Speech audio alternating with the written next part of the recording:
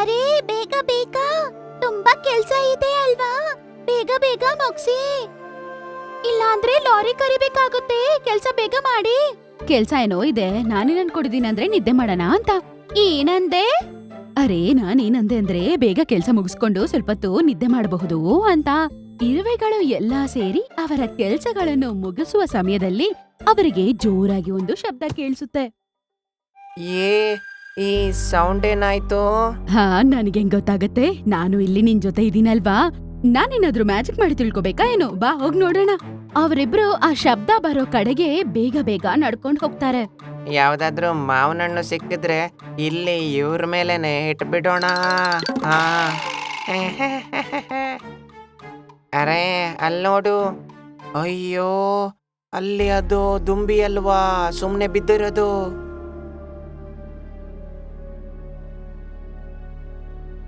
ನನ್ಗೇನ್ ಅನಿಸ್ತಿದೆ ಅಂದ್ರೆ ಡಾಕ್ಟರ್ ಕಿನ್ನರ್ ಹತ್ರ ಇದನ್ನ ಕರ್ಕೊಂಡ್ ಹೋಗ್ಬೇಕು ಅಂತ. ಇದಕ್ ಪ್ರಜ್ಞೆ ಇದೆ. ಸರಿ, ಹಾಗಾದ್ರೆ ಸ್ಪೃಹೆ ತಪ್ಪದ್ಮೇಲೆ ಕರ್ಕೊಂಡ್ ಹೋಗೋಣ. ಹಾ ಪ್ರಜ್ಞೆ ಹೋಯ್ತಲ್ವಾ? ಹಾಗಾದ್ರೆ ಈಗ ಇದನ್ನ ನಿನ್ನ ತಲೆ ಮೇಲೆ ಇಟ್ಕೊಂಡ್ ಕರ್ಕೊಂಡ್ ಹೋಗೋಣ. ಬೇಡ, ಹಾಗಾದ್ರೆ ಈಗ ಎತ್ಕೊಂಡ್ ಹೋಗೋಣ. ನೀನು ತಲೆ ಇಡಿ, ನಾನು ಕಾಲಿಡಿತೀನಿ. ಇಲ್ಲ ಅಲ್ಲ, ಅದು ಆಗೋದಿಲ್ಲ. ನೀನದ್ರ ಕಾಲಿಡ್ಕೋ, ನಾನು ಇದರ ತಲೆ ಹಿಡ್ಕೋತೀನಿ. ಎಲ್ಲಾರ್ಗೂ ಗೊತ್ತಾಗ್ಬೇಕು ನಾವೆಷ್ಟು ಒಳ್ಳೆಯವರು ಅಂತ. ಅವರಿಬ್ಬರು ಆ ಜೇನುನೊಣವನ್ನು ಕರ್ಕೊಂಡು ಡಾಕ್ಟರ್ ಬಳಿ ಹೋಗ್ತಾರೆ.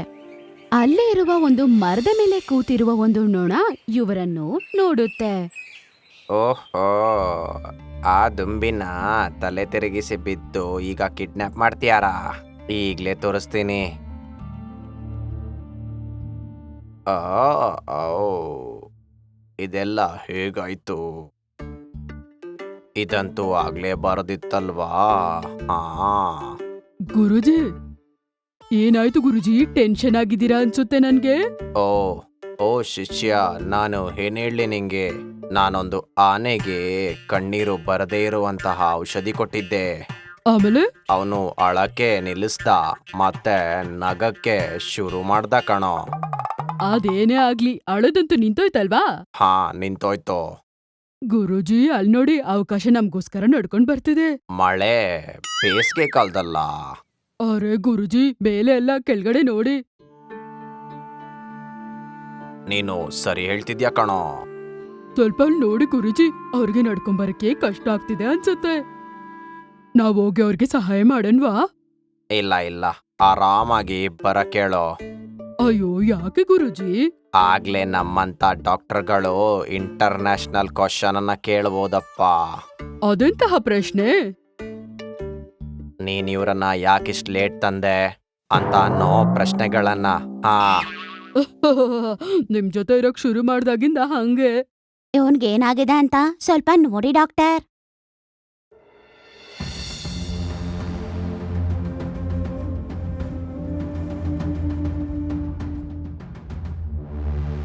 ಇಷ್ಟು ಲೇಟ್ ಯಾಕೆ ಕರ್ಕೊಂಬಂದಿದ್ದೀವನ್ನ ನೀವು? ಇವನು ಕೆಳಗಡೆ ಬಿದ್ದಾಗ ಸ್ಪೃಹೆಯಲ್ಲೇ ಇದ್ದ. ಇವನ್ ಯಾವಾಗ ಸ್ಪೃಹೆ ತಪ್ತಾನೋ ಅಂತ ಕಾಯ್ತಾ ಇದ್ವಿ. ನೋಡಿದ್ಯಾ ಡಾಕ್ಟರ್ ಎಷ್ಟು ಚೆನ್ನಾಗ್ ಪರೀಕ್ಷೆ ಮಾಡ್ತಿದಾರಂತ. ಹಾ ಇವ್ರಂತೂ ಒಳ್ಳೆ ಡಾಕ್ಟ್ರು. ಆಗ ಜೇನುನೊಣಗಳ ಗುಂಪು ಅಲ್ಲಿಗೆ ಬರುತ್ತವೆ. ಅರೇ ನೋಡಿದ್ಯಾ, ಜೇನುನೊಣಗಳ ಗುಂಪು. ನೀವು ನನ್ನ ತಮ್ಮನ್ನ ಯಾಕೆ ಕಿಡ್ನಾಪ್ ಮಾಡಿದ್ರಿ?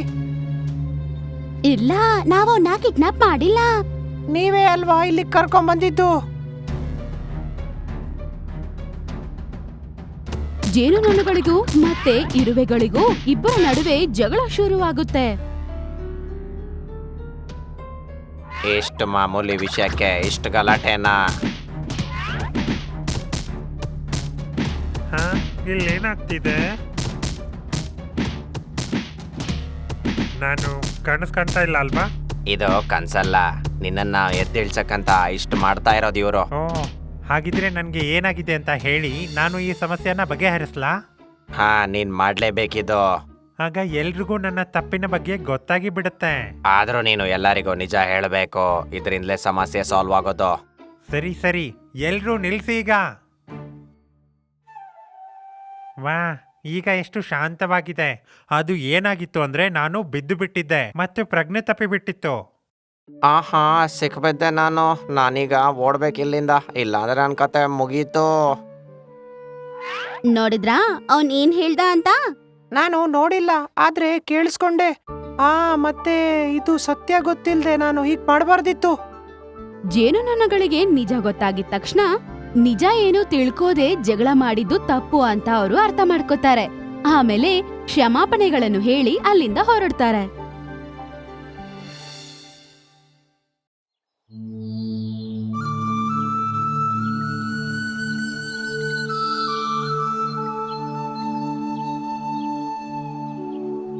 ಅರೆ ಏನ್ ನೀನು ಇನ್ನು ಚಾಕ್ಲೇಟ್ ತಿಂದು ಮುಗಿಸಿಲ್ವಾ? ಇಲ್ಲ ಅಪ್ಪು ಅಣ್ಣ, ನಾನು ನನ್ನ ಚಾಕ್ಲೇಟ್ ಅನ್ನು ನಿನಗಿಂತ ಮುಂಚೆ ತಿಂದು ಮುಗಿಸ್ಬಾರ್ದಾಗಿತ್ತು. ಕಿಟ್ಟುನ್ನಿ, ನನಗೆ ನಿನ್ನ ಅರ್ಧ ಚಾಕ್ಲೇಟ್ ಕೊಡ್ತೀಯಾ? ಇಲ್ಲ, ನಾನು ಕೊಡೋದಿಲ್ಲ. ನೀನು ನನ್ಗೋಸ್ಕರ ನಿನ್ನ ಅರ್ಧ ಚಾಕ್ಲೇಟ್ ಕೊಟ್ರೆ ನಾನು ನಿನ್ಗೋಸ್ಕರ ನೇರಳೆಯನ್ನು ಕಿತ್ಕೊಡ್ತೀನಿ. ನನ್ಗೋಸ್ಕರ ನೇರಳೆಯನ್ನು ಎಲ್ಲಿಂದ ತರ್ತೀಯ? ಸುಳ್ಳು ಹೇಳ್ಬೇಡ. ದೊಡ್ಡವ್ರು ಯಾವಾಗ್ಲೂ ಸುಳ್ಳು ಹೇಳ್ಬಾರ್ದು. ನಾನು ಸುಳ್ಳು ಹೇಳ್ತಿಲ್ಲ ಕಿಟ್ಟು, ನಾನ್ ಹೇಳ್ತಿರೋದು ನಿಜ. ಇಲ್ಲ, ನಾನ್ ನಂಬೋದಿಲ್ಲ. ಸರಿ ಆಯ್ತು, ಹಾಗಾದ್ರೆ ನನ್ ಜೊತೆ ಬಾ.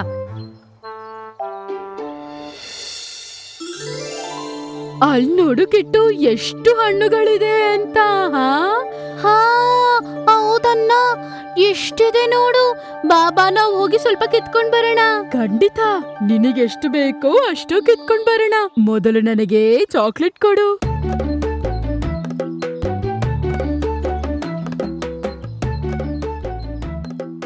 ಅಲ್ಲಿ ನೋಡು ಕಿಟ್ಟು, ಆ ಮರದಲ್ಲಿ ಮಿಟ್ಟು. ಹೌದಣ್ಣ, ಆ ಗಿಳಿ ಎಷ್ಟು ಸುಂದರವಾಗಿದೆ ಅಲ್ವಾ? ವಾ ವಾ, ಬಾ ಅಣ್ಣ, ಹೋಗದನ್ನ ಹಿಡ್ಕೊಂಡ್ ಬರೋಣ.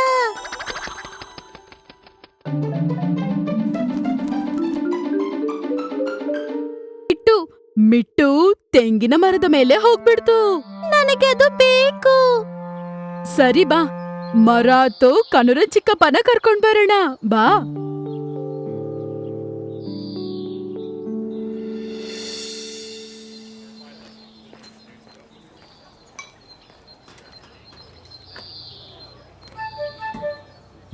ಏನಾಯ್ತು ಮಕ್ಕಳೇ? ನೀವ್ ನನ್ಗೋಸ್ಕರ ಒಂದು ಮಿಟ್ಟುನ ಹಿಡ್ಕೊಡ್ತೀರಾ? ಗಿಳಿನ? ಓ, ಆದ್ರೆ ನಿಮ್ಗೋಸ್ಕರ ನಾನು ಎಲ್ಲಿಂದ ಹಿಡ್ಕೊಂಬರ್ಲಿ? ಅದು ಅಲ್ಲಿದೆ ಮಿಟ್ಟು, ನೀವು ನನ್ ಜೊತೆ ಬರ್ತೀರಾ? ಸರಿ, ನಾ ಹೋಗ್ತೀನಿ. ಆದ್ರೆ ನಾವು ಎಲ್ಲಿಗೆ ಹೋಗ್ಬೇಕು? ಕಾರಣ ಅಂಕಲ್ ಜೊತೆ ಕಿಟ್ಟುನಿ ಮತ್ತೆ ಅಪ್ಪುನ್ನಿ ಜಾಮ್ ಮರದ ಹತ್ರ ಅವರು ಹೋಗ್ತಾರೆ. ಕಿಟ್ಟುನಿ ಒಣಗೋಗಿರೋ ತೆಂಗಿನ ಮರವನ್ನ ತೋರಿಸಿ ಹೇಳ್ದ, ಆ ಗಿಳಿ ಆ ಮರದ ಮೇಲೆ ಇದೆ.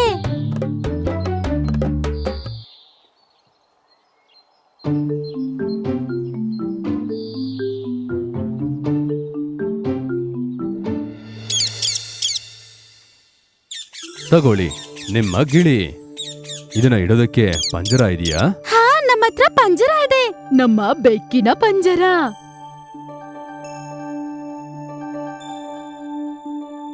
ಮಿಟ್ಟು ಸಿಕ್ದ ಸುಂದರವಾದ ಮಿಟ್ಟು ಸಿಕ್ದ. ಮಿಟ್ಟು ಸಿಕ್ದ ಸುಂದರವಾದ ಮಿಟ್ಟು ಸಿಕ್ದ. ಹಾಲು ಕೊಡ್ತೀನಿ ಇವನ್ಗೆ, ಹಣ್ಣು ಕೊಡ್ತೀನಿ ಇವನ್ಗೆ. ಮಿಟ್ಟು ಸಿಕ್ದ ಸುಂದರವಾದ ಮಿಟ್ಟು ಸಿಕ್ದ. ಇಲ್ಲಿ ನೋಡು ಮಿಟ್ಟು, ನಾವು ನಿನ್ಗೋಸ್ಕರ ಏನ್ ತಂದಿದೀವಂತ ನೋಡು. ನೋಡಿದ್ಯಾ ಅಣ್ಣ, ಈ ಗಿಳಿ ಎಷ್ಟು ಸಂತೋಷವಾಗಿದೆ ಅಂತ. ಅದಕ್ಕೆ ಪಂಜರ ತುಂಬಾ ಇಷ್ಟ ಆಗಿದೆ ಅನ್ಸತ್ತೆ. ಹಾ, ನಿಜವಾಗ್ಲೂ ಈ ಮಿಟ್ಟುಗೆ ಎಷ್ಟೋ ಇಷ್ಟ ಆಗಿದೆ ಅನ್ಸತ್ತೆ. ಇದೆಲ್ಲವನ್ನ ಒಂದು ಕೆಟ್ಟ ಬೆಕ್ಕು ನೋಡ್ತಾ ಇತ್ತು. ಯಾವಾಗ ಅಪ್ಪುನ್ನಿ ಮತ್ತೆ ಕಿಟ್ಟುನ್ನಿ ಅಲ್ಲಿಂದ ಹೋಗ್ತಾರೋ ಆ ಬೆಕ್ಕು ಆ ಗಿಳಿಯ ಬಳಿ ಬರುತ್ತೆ. ಆ ಗಿಳಿ ಆ ಬೆಕ್ಕನ ನೋಡಿ ಹೆದರು ಬಿಡುತ್ತೆ. ಭಯಪಡಬೇಡ, ನನ್ನ ಪಂಜರದಲ್ಲಿ ಯಾರಿದ್ದಾರೆ ಅಂತ ನೋಡ್ದಕ್ ಬಂದಿದ್ದೀನಿ. ಸ್ನೇಹಿತ, ನೀನಂಗೆ ಸಹಾಯ ಮಾಡ್ತೀಯಾ? ಏನ್ ಸಹಾಯ ಬೇಕು? ನನ್ನ ಹೊರಗಡೆ ಹಾಕಕ್ಕಾಗತ್ತಾ? ಇಲ್ಲಿಂದ ನೀನೇ ಆಚೆ ಹೋಗ್ಬೋದಲ್ವಾ? ನಾನು ಯಾವಾಗ್ಲೂ ಇಲ್ಲಿಂದ ಆಚೆ ಹೋಗ್ತೀನಿ. ಹೇ ಮಿತ್ರ, ಆ ಮಕ್ಳು ಈ ಪಂಜರದಲ್ಲಿ ನನ್ನ ಬಂಧಿಸಿಟ್ಟಿದ್ದಾರೆ. ನಾರಿಂದ ಹೊರಡ ಹೋಗಕ್ಕಾಗಲ್ಲ. ಓ ಹೌದಾ, ಅಯ್ಯೋ ಪಾಪ, ಏನ್ ಮಾಡೋದು? ನಾನ್ ಸಹಾಯ ಮಾಡಕ್ಕಾಗಲ್ಲ, ನನ್ಗೆ ಬೀಗ ತೆಗಿಯಕ್ ಬರಲ್ಲ. ಅರೆ ಮಿತ್ರ, ನಾನು ಆಕಾಶದಲ್ಲಿ ಎತ್ತರಕ್ಕೆ ಹಾರ್ಬೇಕು. ನಾನು ಯಾವ್ದ ರೀತಿ ಪಾಪ ಮಾಡಿಲ್ಲ.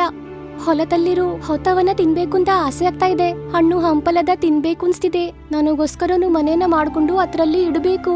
ನಾನು ರಕ್ಕೇನ ಬಿಡ್ತು ಪತ್ತಿನ ನಿದ ಹಾರಕ್ಕಾಗತ್ತಾ? ಈ ಲೋಕವನ್ನ ನಾನು ಮತ್ತೆ ನೋಡಕ್ಕಾಗತ್ತಾ?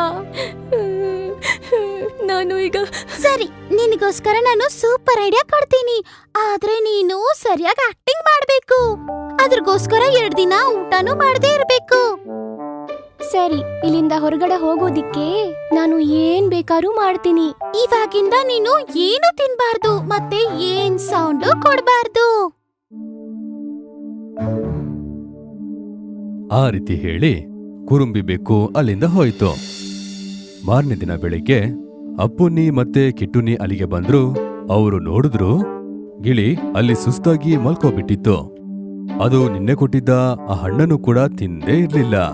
ಏನಾಯ್ತು? ನಿನಗೆ ಹಸಿವಾಗಿಲ್ವಾ? ಇಲ್ಲಾಂದ್ರೆ ನೀನ್ ಕೊಟ್ಟಿರೋ ಆಹಾರ ನಿನ್ಗಿಷ್ಟ ಆಗಿಲ್ವಾ? ಸರಿ ಆಯ್ತು, ಬೇರೆ ಏನಾದ್ರೂ ಕೊಡ್ತೀನಿ. ಅಪ್ಪು ಅಣ್ಣ, ಯಾಕಣ್ಣ ಇದೇನು ತಿಂತಿಲ್ಲ? ಇಲ್ಲ ಕಿಟ್ಟು, ಅದಕ್ಕ ಮೈ ಹುಷಾರಿಲ್ಲ ಅಂತ ಅನ್ಸತ್ತೆ. ಪಂಜರವನ್ನು ಓಪನ್ ಮಾಡ್ಬಿಡ ಅಣ್ಣ.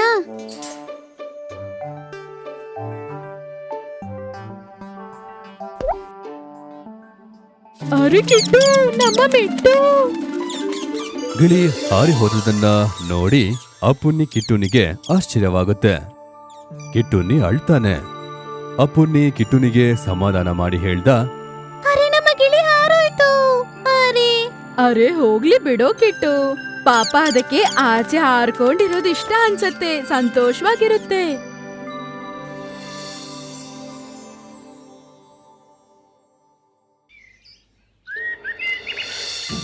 ಓಹೋ, ನೀವ್ 3 ಜನ ಬೆಳಗ್ಗೆನೆ ಆಟಾಡಕ್ ಶುರು ಮಾಡ್ಬಿಟ್ರಾ? ನೀವು ಇಲ್ ನೋಡ್ತಿದ್ದೀರಲ್ಲ, ಈ ದೊಡ್ಡ ಹುಡುಗಿ ಹೆಸರು ಮೀನು. ಆಮೇಲೆ ಇಲ್ಲಿರೋ ಈ ಚಿಕ್ಕ ಹುಡುಗಿ ಹೆಸರು ಪುನ್ನು. ಆಮೇಲೆ ಈ ತರ 4 ಕಡೆ ಸುತ್ತಾಡ್ಕೊಂಡು ಇವ್ರ ಜೊತೆ ಆಟಾಡ್ತಿರೋದು ಯಾರ್ ಗೊತ್ತಾ? ಅದೇ ಮಿಟ್ಟು ಗಿಳಿ. ಒಂದ್ ದಿವಸ ಮೀನು ಅವ್ರ ಅಪ್ಪ ಅಮ್ಮ ಬೆಳಗ್ಗೆನೆ ಹೊಲದ್ ಕೆಲ್ಸಕ್ಕೋಸ್ಕರ ಅವ್ರ ಹೊಲಕ್ ಹೋಗ್ತಿರೋವಾಗ, ಅವಾಗ ಮೀನು, ಪುನ್ನು ಹಾಗೂ ಅವರ ಚಿಕ್ಕ ಗಿಳಿ ಅವ್ರ ಅಜ್ಜಿ ಜೊತೆನೆ ಯಾವಾಗ್ಲೂ ಇರ್ತಿದ್ರು.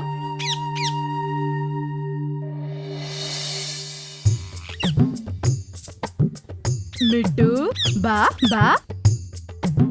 ಮಿಟ್ಟು, ಬಾ ಬಾ.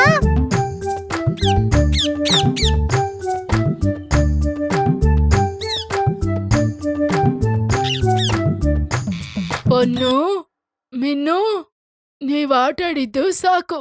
ಬನ್ನಿ, ಎಲ್ಲರೂ ಊಟ ಮಾಡೋಣ. ಈಗ್ಲೇ ಬರ್ತೀವಜ್ಜಿ.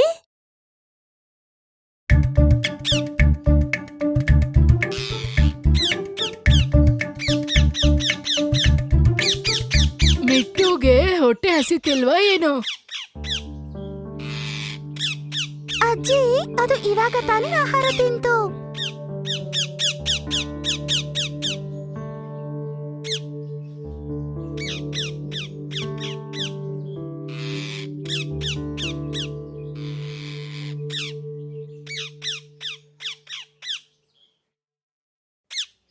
ಆಮೇಲೆ ಆ ಮಿಟ್ಟು ಗಿಳಿ ಮರದ ಮೇಲೆ ಕುತ್ಕೊಂಡಿರೋವಾಗ ಅದು ಆಕಾಶದಲ್ಲಿ ಚೆಂಬು ಅನ್ನೋ ಗರುಡ ಹಾರ್ತಿರೋದನ್ನ ನೋಡುತ್ತೆ.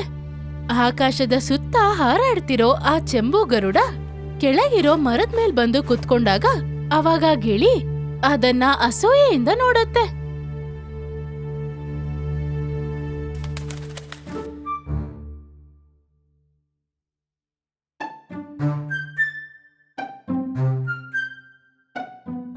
ಚಂಬಾ, ನೀನು ಪಕ್ಷಿ ಮತ್ತು ನಾನು ಪಕ್ಷಿ ಅಲ್ವಾ? ನೀನು ಮೋಡಗಳ ಮೇಲೆ ಹಾರ್ತೀಯ, ಬೆಟ್ಟಗಳ ಮೇಲೆ ನೀನು ಗೂಡು ಕೂಡ ಕಟ್ಕೋತೀಯ. ಆದ್ರೆ ನನ್ ಕೈಯಲ್ಲಿ ಮಾತ್ರ ಮೋಡಗಳ ಮೇಲೆ ಹಾರೋದಕ್ಕೆ ಆಗೋದಿಲ್ಲ. ನನ್ನ ಪ್ರೀತಿಯ ಕುಂಜಿಗಿಳಿಯೇ, ದೇವ್ರು ಎಲ್ರಿಗೂ ಕೂಡ ಪ್ರತಿಭೆಯನ್ನ ಕೊಟ್ಟಿದ್ದಾರೆ. ನಾವು ಅದನ್ನ ಹುಡುಕ್ಬೇಕು ಅಷ್ಟೇ.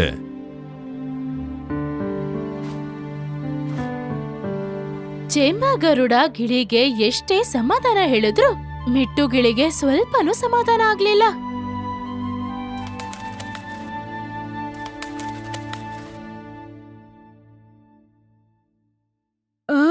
ಅಜ್ಜಿ ಅಜ್ಜಿ ಅಜ್ಜಿ ನಿನಗೆ ಏನಾಯ್ತು? ಆ ಏನೋ ನಡೆದಿದೆ ಅಂತ ಅನ್ಸುತ್ತೆ.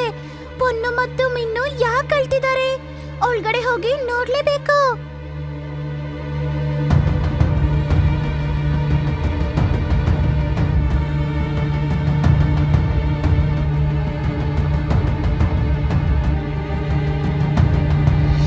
ಅರೆ ಅಜ್ಜಿ ಏನಪ್ಪಾ ಕೆಳಗಡೆ ಬಿದ್ದೋಗಿದ್ದಾರೆ. ಅಜ್ಜಿ ಅಜ್ಜಿ ಅಜ್ಜಿ ಅಜ್ಜಿ ಅಯ್ಯೋ ಅಜ್ಜಿ ಅಜ್ಜಿ ಅಜ್ಜಿ ಯಾಕೆ ಮಾತಾಡ್ತಾ ಇಲ್ಲ? ಮೊದಲು ನಾನೇನ್ ಮಾಡ್ಬೇಕಂದ್ರೆ ತೋಟಕ್ಕೆ ಹೋಗಿ ನಡೆದ ಎಲ್ಲ ವಿಷಯನೂ ಆಲಿಬಾಬಾ ಹತ್ರ ಹೇಳ್ಬೇಕು.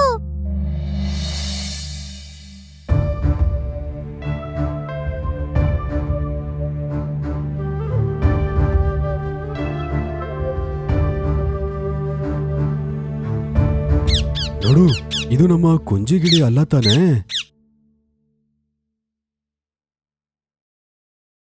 ಅಜ್ಜಿ ಅಜ್ಜಿ ಅಜ್ಜಿ ಅಜ್ಜಿ ಇದು ಅಜ್ಜಿ ಅಜ್ಜಿ ಅಂತ ಹೇಳ್ತಾ ಇದೆ. ಮನೆಯಲ್ಲಿ ಏನಾದ್ರೂ ಆಗ್ಬಿಟ್ಟಿದೀಯಾ? ಹಾ ಬೇಗ ನಡೀರಿ. ಸರಿ, ಬೇಗ ಹೋಗೋಣ.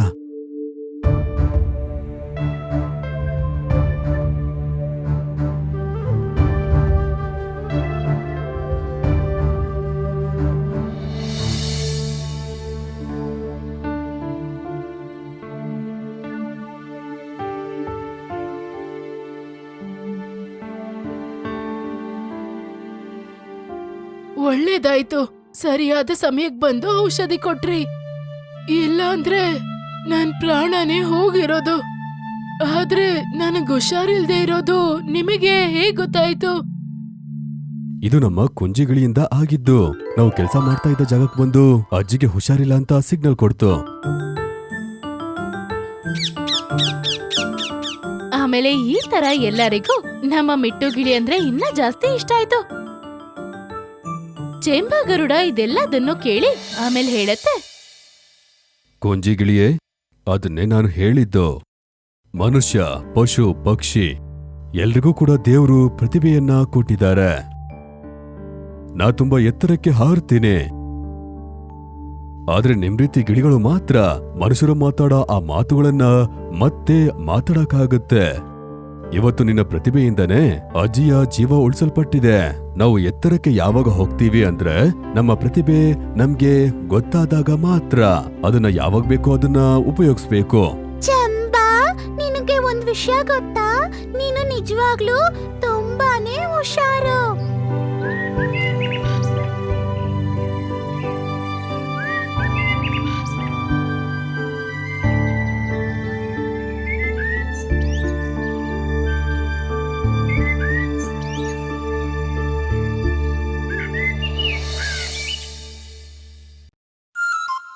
ಒಂದಿನ ನದಿಯ ಪಕ್ಕದಲ್ಲೇ ಇದ್ದಂತ ಒಂದು ಮಾವಿನ ಮರದಲ್ಲಿ ಹಸಿರು ಗಿಳಿ ಮತ್ತೆ ಒಂದು ಅಳಿಲು ಸ್ನೇಹಿತರು ಅವು ಮಾತಾಡ್ತಾ ಕೂತಿದ್ವು.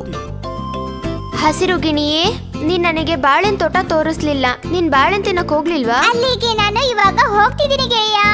ಅಲ್ಲಿರೋ ಬಾಳೆಹಣ್ಣು ತೋಟದಲ್ಲಿ ಅಲ್ಲಿ ಬಾಳೆಹಣ್ಣಿನ ಗೊನೆಗಳಿದಾವೆ.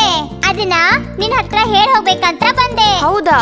ಹಾಗಾದ್ರೆ ಇವತ್ತು ನಾನು ನಿನ್ ಜೊತೆ ಆ ಜಾಗ ನೋಡಕ್ ಬರ್ತೀನಿ. ಆ ಸಮಯದಲ್ಲೇ ಅವರಿಬ್ರು ಅಲ್ಲಿದ್ದಂಥದನ್ನ ನೋಡಿದ್ರು. ಒಂದು ನದಿಯಲ್ಲಿ ಅದೇ ಸಮಯಕ್ಕೆ ಇರುವೆ ಒದ್ದಾಡ್ಕೊಂಡ್ ಬರ್ತಿತ್ತು. ನೀರಲ್ಲಿ ಮುಳುಗ್ ಹೋಗ್ತಿದ್ದಂತ ಇರುವೆ ಒದ್ದಾಡ್ಕೊಂಡೇ ಬರ್ತಾ ಇತ್ತು. ಅದನ್ನ ನೋಡಿದಂತ ಹಸಿರು ಗಿಳಿ ಅಲ್ಲಿಂದ ಹಾರ್ಕೊಂಡು ಬಂದು ಆ ಇರುವೆ ಹತ್ರಕ್ಕೆ ಬಂತು. ಜೀವ ಕಾಪಾಡ್ಕೊಳಕ್ ಹೋರಾಡ್ತಿದ್ದ ಇರುವೆನ್ ಕಂಡು ಆ ಗಿಣಿ ತುಂಬಾ ಆತಂಕ ಪಡ್ತು.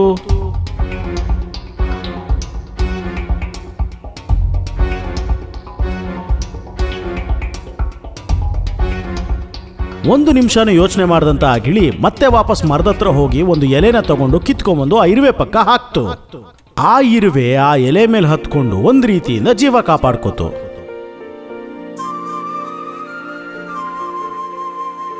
ತುಂಬಾ ಸುಸ್ತಾಗಿದ್ದ ಆ ಇರುವೆನ ಎಲೆ ಸಮೇತ ಎತ್ಕೊಂಡು ಹಾರ್ಕೊಂಡು ಹೋಗಿ ಅದರ ಜಾಗಕ್ಕೆ ಅದನ್ನ ಬಿಡ್ತು.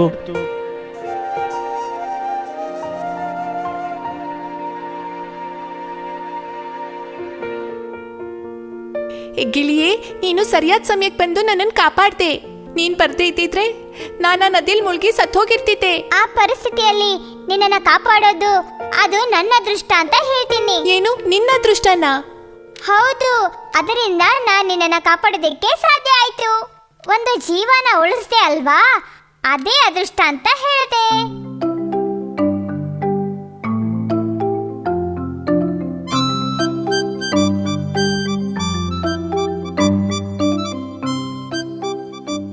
ಇರುವೆ, ನೀನ್ ಹೇಗೋಗಿ ಆ ನದಿಲ್ ಬಿದ್ದೆ? ಅಲ್ಲಿ ಗೂಡಿದ್ದಂತಹ ಮರದಲ್ಲಿ ಜೇನಿನ ಹೀರಣ್ಣ ಅಂತ ಹೋಗಿ ಹತ್ತದೆ. ಆ ಸಮಯದಲ್ಲಿ ನನ್ನ ಕಾಲ್ ಜಾರ್ತು, ಹಾಗೆ ನದಿಲ್ ಬಿದ್ದೋಗ್ಬಿಟ್ಟೆ ನಾನು. ಜ್ಞಾನ ಇಲ್ದರೆ ಮರ ಹತ್ತಿ ನಡೆದ್ರೆ ಹೀಗೇನೆ ಆಗೋದು. ಏನೇ ಆದ್ರೂ ಆ ಗಿಳಿ ನಿನ್ನ ಈ ಸಮಯದಲ್ಲಿ ನೋಡ್ಲಿಲ್ಲ ಅಂದ್ರೆ ನದಿಲ್ ಬಿದ್ದಿದ್ ನೀನು ಕಡಲು ತೀರಕ್ಕೆ ಹೋಗಿ ಸೇರ್ಬಿಡ್ತಿದ್ದೆ. ಗಿಳಿಯೇ, ಈ ಸಹಾಯನ ನನ್ನ ಜೀವನ ಪೂರ್ತಿ ಮರೆಯೋದಿಲ್ಲ. ಇದಕ್ ಬದಲಾಗಿ ಯಾವತ್ತಾದ್ರೂ ಒಂದಿನ ಖಂಡಿತ ನಿನಗೆ ಸಹಾಯ ಮಾಡ್ತೀನಿ. ಸಹಾಯ ಮಾಡ್ತೀಯಾ ನೀನಾ? ನೀನೊಂದು ಚಿಕ್ಕ ಇರುವೆ. ಮಳೆಗಾಲ ಚಳಿಗಾಲ ಬಂದ್ರೆ ಆ ಗಾಳಿಲಿ ತೂರ್ಕೊಂಡೋಗ್ತೀಯಾ. ಹಸಿರು ಗಿಳಿಗೆ ನೀನ್ ಸಹಾಯ ಮಾಡ್ತೀಯಾ? ಸುಮ್ನೆ ಕಾಮಿಡಿ ಮಾಡಿದರೆ ಹೋಗು. ಇಲ್ಲೋಡು ಅಲಿಲು, ಈ ರೀತಿ ಸಲೀಸಾಗಿ ಯಾರ ಹತ್ರನೂ ಮಾತಾಡಬಾರ್ದು. ಇಲ್ಲೋಡು ಇರುವೆ, ಇವತ್ತಿನಿಂದ ನಾವೆಲ್ಲರೂ ಸ್ನೇಹಿತರಾಗಿ ಇರೋಣ. ಆ ರೀತಿ ಹೇಳ್ಬಿಟ್ಟು ಆ ಗಿಳಿ ಅಲ್ಲಿಂದ ಹಾರ್ ಹೋಯ್ತು. ಅಳಿಲು ಕೂಡ ಪಕ್ಕದಲ್ಲೇ ಇದ್ದ ಮರಕ್ಕೆ ಓಡ್ ಹೋಯ್ತು. ಒಂದು ದಿನ ಆ ಜಾಗಕ್ಕೆ ಒಬ್ಬ ಬೇಟೆಗಾರ ಬಂದ. ಬೇಡನ ಕೆಲಸ ಏನು, ಬೇಟೆ ಆಡೋದಲ್ವಾ? ಬೇಟೆ ಆಡೋದಕ್ಕೆ ಏನಾದ್ರೂ ಸಿಗುತ್ತಾ ಅಂತ ಹುಡ್ಕೊಂಡ್ ಬಂದ ಅವನಿಗೆ ಮರದ ಮೇಲೆ ಕೂತಿದ್ದ ಹಸಿರು ಗಿಳಿ ಕಣ್ಣಿಗೆ ಬಿತ್ತು. ಕೂಡ್ಲೆ ಏನ್ ಮಾಡ್ದ ಗೊತ್ತಾ? ಬಿಲ್ಲು ಬಾಣ ಹಿಡಿದು ತಯಾರಾಗಿ ನಿಂತ್ಕೊಂಡ್ಬಿಟ್ಟ. ಅದೇ ಸಮಯಕ್ಕೆ ಊಟ ತಗೊಂಡ್ ಹೋಗ್ತಿದ್ದ ಇರುವೆ ಅವನನ್ನ ನೋಡ್ತು. ಬೇಟೆಗಾರ ಏನ್ ಮಾಡ್ತಾನೆ ಅನ್ನೋದು ಇರುವೆಗೆ ಅರ್ಥ ಆಗೋಯ್ತು. ಆ ಬೇಟೆಗಾರ ಪಾಪ ಆ ಗಿಳಿ ಮೇಲೆ ಗುರಿ ಇಟ್ಟಿರೋ ಹಾಗಿದೆ. ಹೇಗಾದ್ರೂ ಆ ಗಿಳಿನ ಕಾಪಾಡೋದಕ್ಕೆ ನಾನು ದಾರಿ ಹುಡುಕ್ಬೇಕು. ಇರುವೆ ಅಲ್ಲಿಂದ ಬೇಗ ಓಡ್ ಹೋಗಿ ಬೇಡನ ಕಾಲ್ ಹತ್ರ ಹೋಯ್ತು. ಹೋಗಿ ಏನ್ ಮಾಡ್ತು, ಸರಿಯಾಗಿ ಕಚ್ತು ಒಂದ್ಸರಿ.